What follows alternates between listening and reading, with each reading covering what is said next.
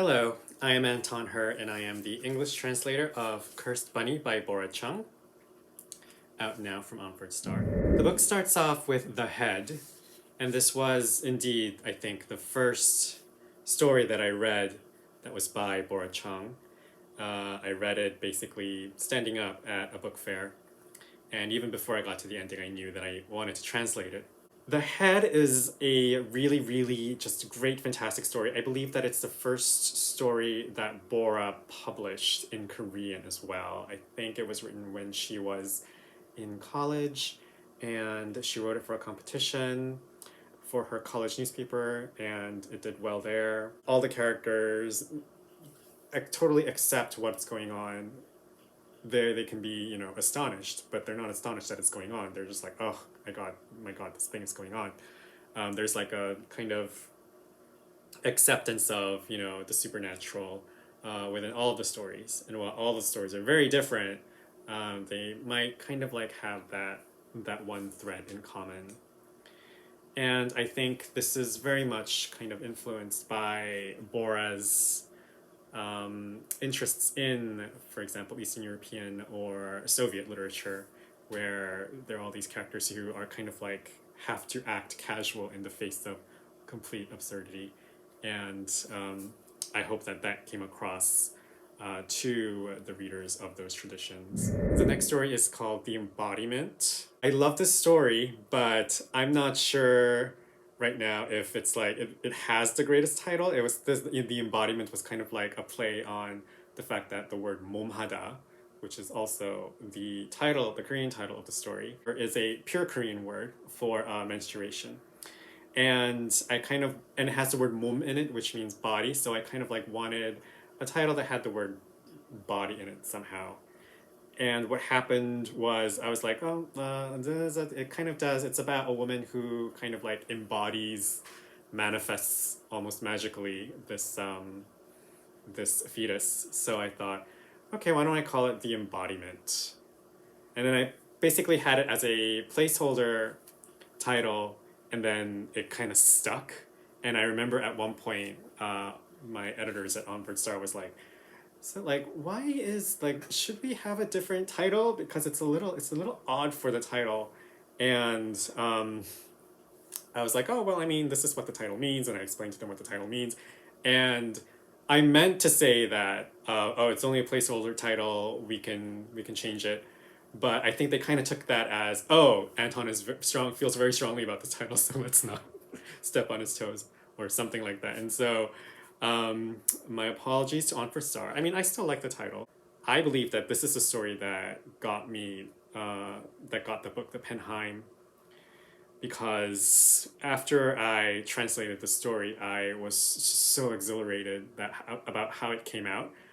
It sounds really conceited, but I was really, really happy with the way it came out.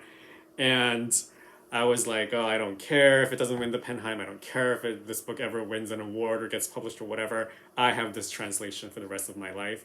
And I have this experience that I will treasure for the rest of my life, and I don't care what happens after this. And indeed, after I basically translating The Embodiment, this story kind of changed my entire life, certainly my professional life. Cursed Bunny, the title story, is a really interesting like a fable, one of the first like kind of like fairy tale-esque stories. Maybe not quite a fairy tale, but maybe like I think what people used to call shared fantasy, where it's a world that we live in, but there are fantastical elements in it. The thing about this story that kind of got me the most, aside from the adorable title, Toshitoki, which lent its adorable title to the book, is the ending of it.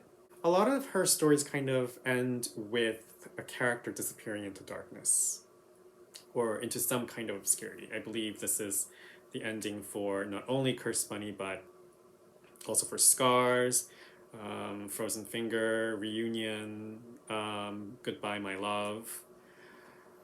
Wow, yeah. So for most of these stories, it's kind of like the character kind of like disappearing into darkness, and this is a very interesting theme that runs throughout the book. I think it's about kind of like the inevitability of death and the inevitability of oblivion. and the kind of irony that oblivion can be a consolation and not just something to be terrified of or to be horrified by. It could actually be a good thing in a way, because life is really, really terrible and hard for a lot of people, and for them, they don't want it to continue. So I think there's a lot of that kind of irony in Bora's work, where something looks funny but it's actually terrifying, or something looks terrifying where it's actually funny, not just on the sentence level but also on the story level and the thematic level.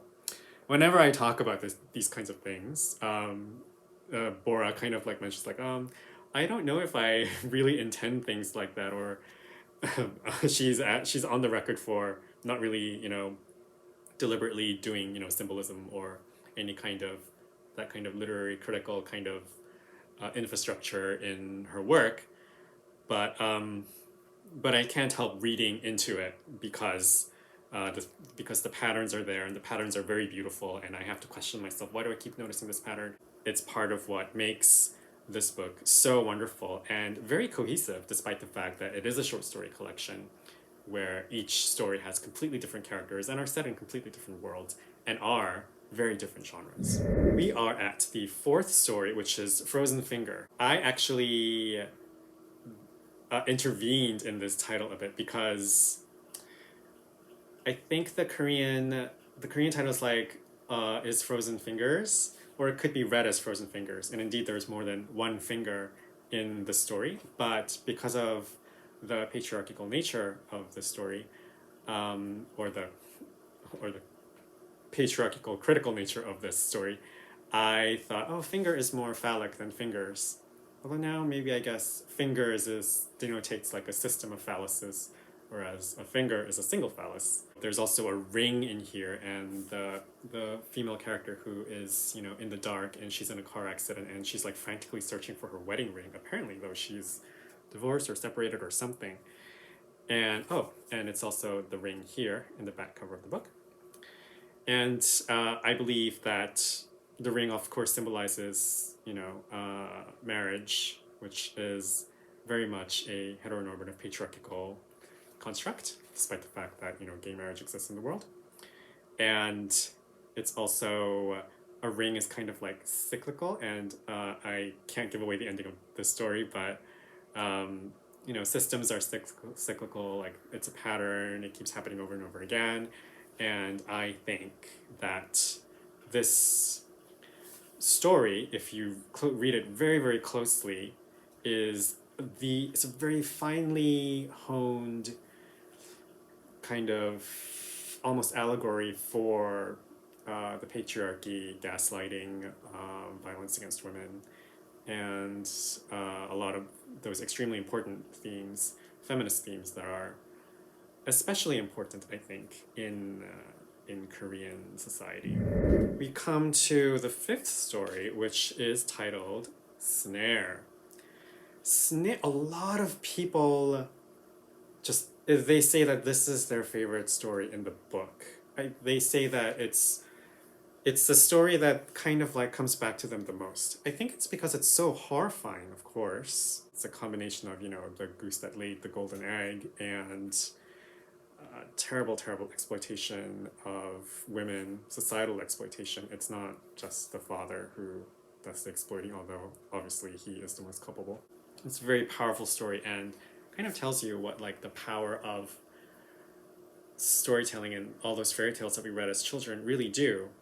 Fairy tales help children process the horrors of the world. Fairy tales kind of like provide the safe, like once upon a time and then lived happily ever after.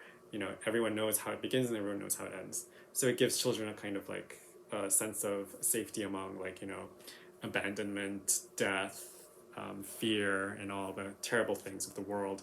And I think Snare kind of takes that to the next level, creating a fairy tale for adults. Do not read Snare to your children. So, next story is Goodbye, My Love. This is actually the only science fiction story in the book. And I say this because Bora is very often kind of referred to as a science fiction author.